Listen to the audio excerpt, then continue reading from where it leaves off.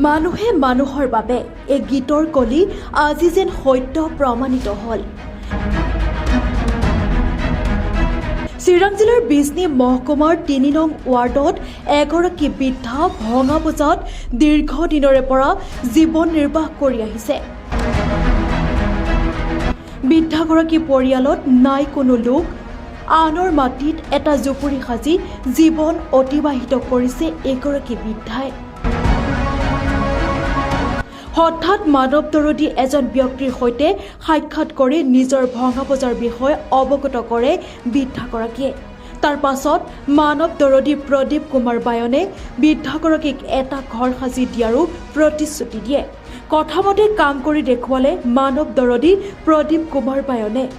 নিজৰ গাঁঠিৰ ধনেৰে কেইবাজনো শ্ৰমিকৰ হতুৱাই ঘৰ সাজি দিলে প্ৰদীপ কুমাৰ বায়নে।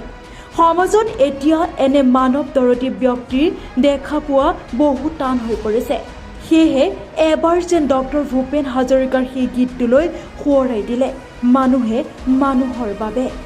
মানুহে মানুহৰ বাবে আগুৱাই নাহিলে কোনে আহিব? এয়াই মহানুভৱতা।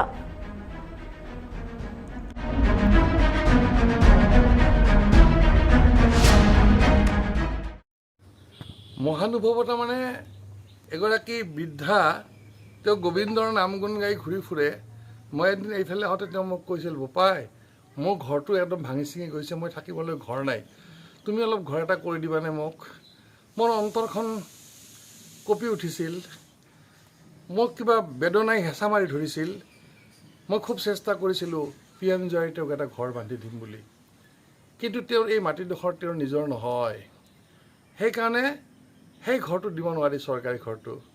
তাৰপিছত মই ভাবিলোঁ যে এই বৃদ্ধাগৰাকী থাকিব পৰাকৈ এটা ঘৰ সাধাৰণভাৱে হ'লে নিৰ্মাণ কৰি দিলোঁ। এইখিনি কাম কৰি মোৰ নিজৰে খুব আনন্দ লাগিছে। এনে কাম সৰু সৰু কাম কৰি মই ভাল পাওঁ।